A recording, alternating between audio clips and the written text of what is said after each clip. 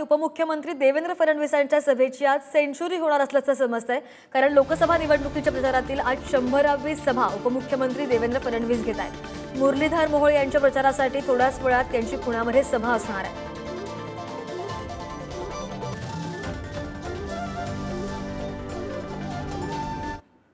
आणि यानंतर पुण्यामध्ये जाऊयात, मोहोळ यांच्यासाठी देवेंद्र फडणवीस बोलतात। महाराष्ट्रामध्ये लोकसभेची निवडणूक चालली आहे आणि विशेषतः पुण्याच्या जागेकडे सर्वांचं लक्ष आहे, कारण पुणे ही महाराष्ट्राची विद्येची संस्कृतीची राजधानी म्हणून आपण पुण्याकडे पाहतो आणि गेल्या काही वर्षांमध्ये टेक्नॉलॉजी आणि मॅन्युफॅक्चरिंगची राजधानी देखील पुणे आहे। त्यामुळे एक महत्त्वाची निवडणूक आहे। मुळात मला असं वाटतं की या निवडणुकीकडे पाहत असताना एकूणच सामान्य माणसाला काय मिळणार आहे, काय मिळालं आहे, त्याच्याकरता किंवा त्याचे स्वप्न पूर्ण करण्याकरता आपला अजेंडा काय आहे, या दृष्टिकोनातून त्याच्याकडे पाहिलं गेलं पाहिजे। आणि विशेषतः देशाचे प्रधानमंत्री मोदीजी यांनी प्रधानमंत्री पद घेतल्यानंतर, पंतप्रधान पद घेतल्यानंतर पहिल्यांदा देशामध्ये केंद्र सरकारच्या माध्यमातून शहरांमध्ये देखील लक्ष घातलं। गावांच्या विकासाचा विचार तर आपण वर्षानुवर्ष मांडत होतो, पण शहरही विकसित झाली पाहिजेत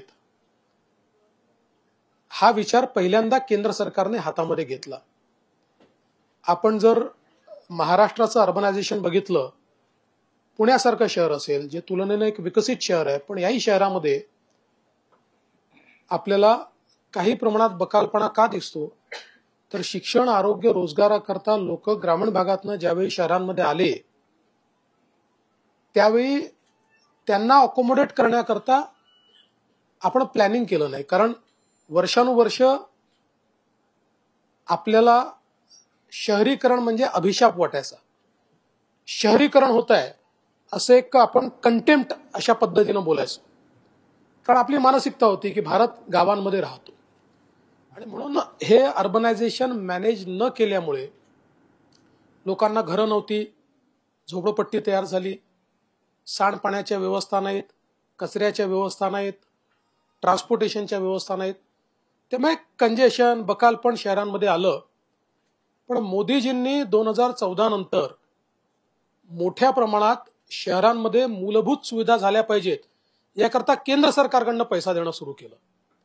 स्मार्ट सिटीतून असेल, अमृत योजनेतून असेल, आणि आपण जर पुण्याचा विचार केला, आज लोकांना ईज ऑफ लिव्हिंग हे जर आपल्याला द्यायचं असेल तर लोकांचं ज्या काही मूलभूत सुविधा आहेत त्या सुविधा सोडवणं आणि त्याचसोबत पुण्यासारख्या शहरामध्ये पर्यावरण असेल, ट्रान्सपोर्टेशन असेल, या अत्यंत महत्त्वाच्या गोष्टी ईज ऑफ लिव्हिंग करतायत।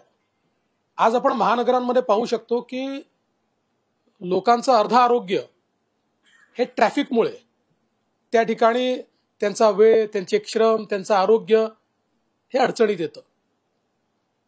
आणि मला असं वाटतं की मोदीजींनी दिलेलं सगळ्यात मोठी भेट ही पुण्याची मेट्रो आहे, की ज्या मेट्रोने हळूहळू ईज ऑफ लिव्हिंग यायला लागलाय।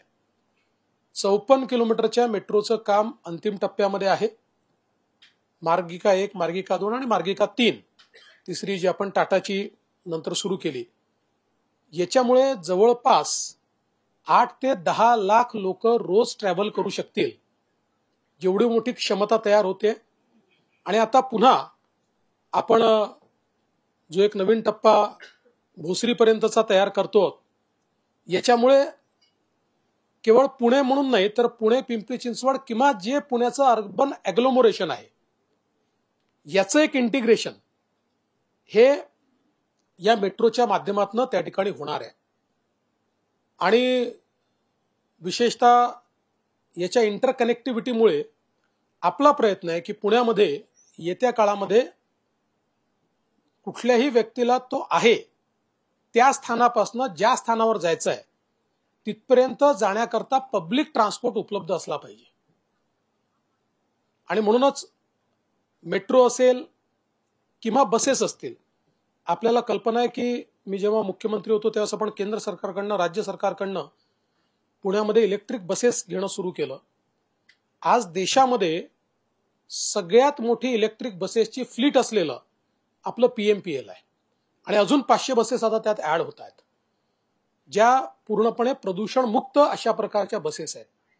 त्यामुळे ट्रॅफिकचं इंटिग्रेशन हे आपण एकीकडे त्या ठिकाणी करतो आणि दुसरीकडे इन्फ्रास्ट्रक्चर देखील आपण वाढवतो. आपण बघितलं असेल चांदणी चौकाचा पूल असेल किंवा आता विशेषतः पुणे एक असं वाढतं शहर आहे की ज्याला रिंग रोडची प्रचंड आवश्यकता होती आणि अनेक वर्षापासून रिंग रोडचं काम प्रलंबित होतं.